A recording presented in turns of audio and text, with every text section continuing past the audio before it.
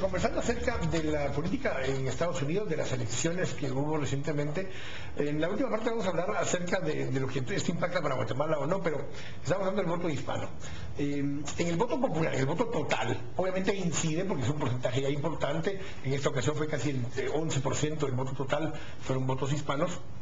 Pero está eso que yo les decía, voto hispano de recién llegada, ya ciudadano, pero voto hispano de segunda, tercera o cuarta generación, que aunque es hispano, no se relaciona tanto con el tema de inmigración o ese tipo de cosas. Pero además, le molesta sobremanera ese inmigrante porque culpa de ellos los identifican a ellos como posibles ingleses ilegales y los persiguen, especialmente en Arizona con Arpaio, que por cierto se religió como sheriff nuevamente. Hay lugares donde está más concentrada la población hispanoamericana, no está tan dispersa en todo el país, y eso lo que hace es que tal vez ganan más abrumadoramente a un estado. Pero estuvieran o no los hispanoamericanos en California, por ejemplo, el Partido Demócrata ganaría California igual, y para el efecto del sistema electoral, como funciona con los colegios electorales, en la presidencial, salvo que ese voto hispano haga la diferencia para ganar ese estado en particular, no tiene tanta incidencia en eso, más que en votaciones locales, para alcaldías, cosas por el estilo. Esa es mi percepción, pero por eso lo pregunto. Pero si miramos, es que no es, concuerdo con lo que acabas de decir, cómo evoluciona el pensamiento político y los sentimientos políticos de los latinos una vez se hacen americanos, y ese es el proceso. Ya para segunda generación ya primera, es que no hay un perfil de voto hispanoamericano. Sí, ahora, bueno, pero sí el tema de cómo y el tono, el tema de migración y el tono con el que se trata ese tema, sí emite señales que quieran o no, pueden ser segunda, tercera generación, que los de apellido hispano, Gutiérrez, Arroyave, que sea en Estados Unidos, piensan, esta gente no me quiere. ¿Sí? Entonces empieza a generar anticuerpos que ya empieza a hacer que la gente bloquee y filtre los mensajes que vienen de ese partido, que en este caso fue el Partido Republicano. Pero a donde íbamos en la discusión antes, no tiene por qué necesariamente ser así. Yo creo que esto es algo que los republicanos pueden revertir en una elección. Sí. Y también, muy importante, esos cambios demográficos. Digamos, cómo se van movilizando, y la advertencia es, bueno, estados que también tradicionalmente son republicanos, por ejemplo Texas, por ejemplo Arizona, hasta qué punto estas concentraciones en un próximo censo pueden cambiar y crear, obtener ciertos electores distritales, ciertos representantes distritales, y de repente pensar que estos estados tradicionalmente republicanos se convierten en los famosos estados que se columpian, en swing states. Entonces eso es algo a lo que ya hay ciertas voces dentro del Partido Republicano. Yo no diría que es una crisis, yo diría nuevamente que es una cuestión de interpretar nuevamente esta realidad de cambio demográfico en los Estados Unidos, y estoy de acuerdo, lo podrían hacer si es que yo creo que tienen los asesores y están las personas indicadas dentro del Partido Republicano para hacerlo, pero sí tienen que venir y entender estos cambios demográficos. Ahora, los demócratas antes de Clinton tuvieron una crisis, después de Clinton tuvieron una crisis, claro, pero supieron redirigir su campaña. Y es que, bueno, también yo creo que no hay que ser más papistas que el Papa. Es una norma no escrita en Estados Unidos que la reelección tiende a ser relativamente fácil para el partido de gobierno. Realmente el desgaste... Ahora, si lo vemos así, eso quiere decir que se dificultó un poco la reelección. Sí, o sea, si ya lo vemos desde esa perspectiva, la reelección de Obama fue mucho más compleja que la reelección de un Bush, que la reelección de un Clinton y sobre todo la reelección de un Reagan. Entonces, ¿qué estamos viendo aquí? El sistema político norteamericano le gustan los periodos de 8 años y vemos mucho ese penduleo cada 8 años, y ahí es donde vemos un poco la decadencia de cada partido. ¿Por qué es que yo sostengo un poco la tesis de que sí hay un poco una crisis al interior del Partido Republicano? Porque el mensaje, como decía Nick, cada vez no se acopla a las nuevas realidades sociodemográficas norteamericanas. Entonces ahí tiene que haber un proceso de redefinición interna. Hay un liderazgo en el Partido Republicano que no fue visible en esta elección, que fue Condoleezza Rice. Condoleezza Rice, que a propósito no se hizo visible. No se hizo visible, pero Condoleezza Rice podría representar una puerta para tocar el mercado afroamericano, para tocar el mercado de la mujer.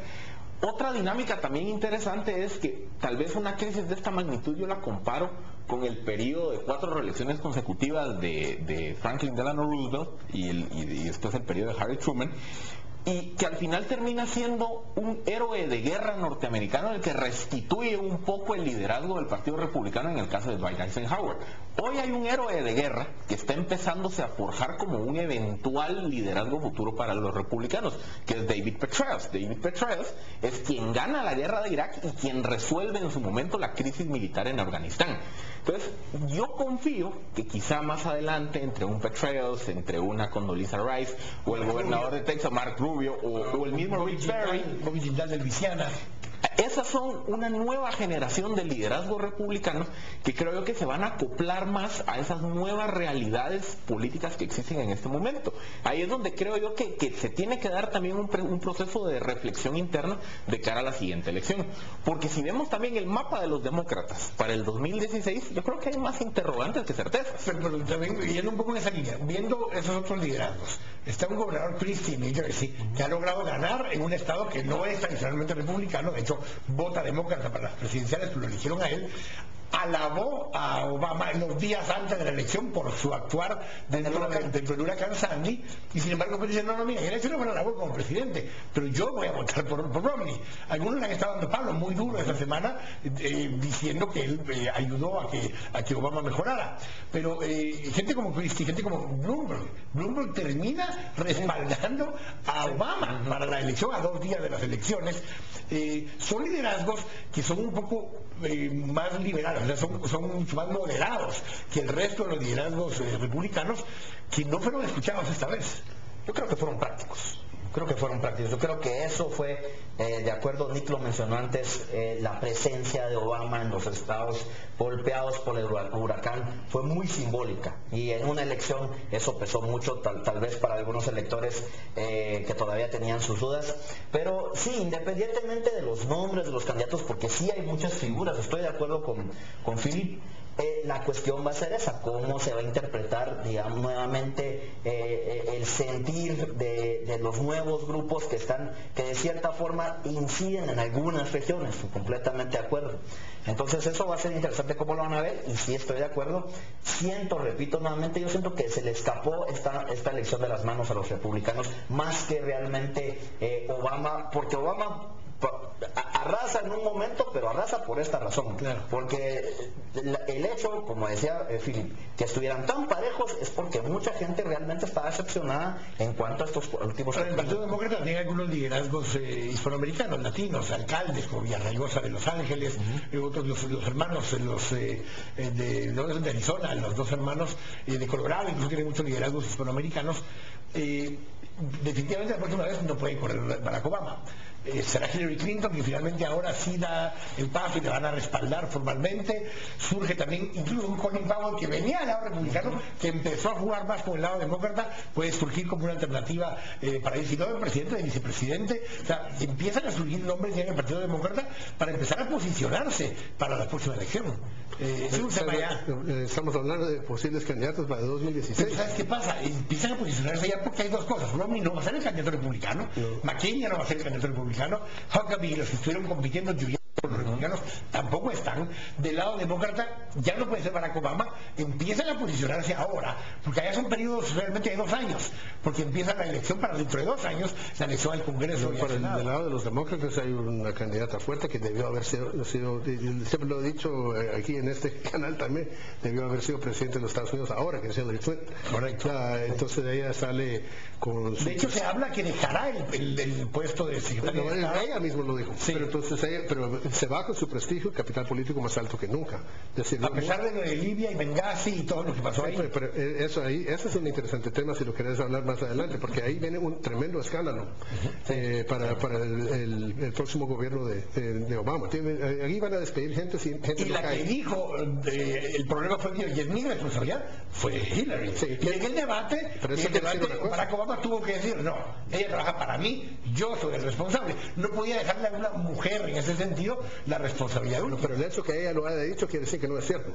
Hay un montón de... el caso, en el tema, el Medio Oriente realmente va a ser determinante para digamos, sobre lo que va a ser el legado de Obama, porque es la zona, el foco rojo más álgido del mundo. Viene a votación ahora en Naciones Unidas el tema del ingreso de Palestina o no como Israel está en estos momentos en alerta roja. Israel se encuentra en estos momentos en alerta roja y aislado, porque estos 4 años han demostrado un vacío inexplicable de la presencia de liderazgo en los Estados Unidos, que realmente, en mi opinión, pues genera todos estos nuevos focos de tensión, estos brotes de conflictos que estamos viendo no solo en Medio Oriente, sino que también en el Lejano Oriente. Del lado republicano, opciones para la próxima elección. Ryan Rubio, pero también hay otros candidatos que sabían que iban en el camino antes. Bueno, Michelle Bachmann prácticamente que si pierde supuestamente, arañando ganó, va a estar muy debilitada como para empezar a pensar en una nueva campaña presidencial. Hay un pequeño vacío ahí que tiene que ocuparse muy rápido. Ese es Marco Rubio de Florida, por cierto, es Ryan. Pero le va a pegar muy duro a Marco Rubio no haber ganado Florida. Ahora, como partido republicano le va a pegar duro. Yo diría que él es el favorito. Yo diría, porque si miramos cuál es el tema de tocar ahorita para Obama, el barranco fiscal, en principio, ¿quién es el presidente de la Comisión de Finanzas en el Congreso? Paul Ryan. Entonces él va a tener... Ryan sí va a tener una figura muy importante. Sí, y Marco Rubio también. Entonces, un par de cosas. Creo que también el Partido Republicano tiene que evitar que se vuelva a suceder una decisión similar a la que sucedió con el Tea Party hace un par de años, que eso los debilitó a lo interno.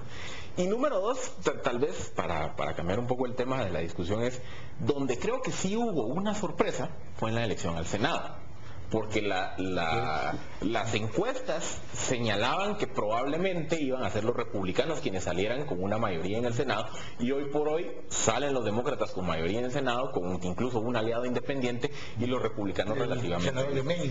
Al final de cuentas, aquí lo que estamos viendo es que las condiciones políticas van a ser exactamente iguales a las que son ahora. A los últimos 2 años. Una cámara de representantes controlados por los republicanos, un Senado controlado por los demócratas y una presidencia demócrata. Hay una frase de Thomas Jefferson que decía que el mejor gobierno es el que gobierna menos. Creo que en estas condiciones, en este diseño, con el sistema bicameral y el Congreso dividido en Estados Unidos, creo que eso también le tiende a complicar un poco el panorama a Obama para iniciar unas reformas estructurales más profundas. Y ahí creo que es donde viene el tema de una de las tantas causales por las cuales hablar de una reforma migratoria yo no lo veo en los siguientes 4 años. Y más con los republicanos todavía muy en control de la Cámara de Representantes. Tienen 10 meses de estar tirando para más adelante el problema del barranco fiscal que decías, pero no lo pueden empujar más allá ya de fin de año. Ya no hay opción, ya la discusión fue, como vienen las elecciones, ahí dejémoslo. Pero ya pasaron las elecciones. Unos esperaban ganar la presidencia y mantener el republicano en el Congreso, otros esperaban recuperar el Congreso para los demócratas. No pasó ninguna de las dos. Sí hay una crisis muy grave financiera ahora. Yo creo que realmente ahorita la pelota está en la cancha de los republicanos, porque tienen que interpretar esto de cierta forma, y creo que el líder de los republicanos en el Congreso, Boehner, pues sí, ya ha empezado, ya está viendo las puertas para claro, tienen que ser más mesurados, están muy conscientes, se está discutiendo muy al interno del partido lo que pasó, y saben muy bien que no pueden tomar una actitud intransigente ante ciertos temas, entonces van a estar más volcados a negociar.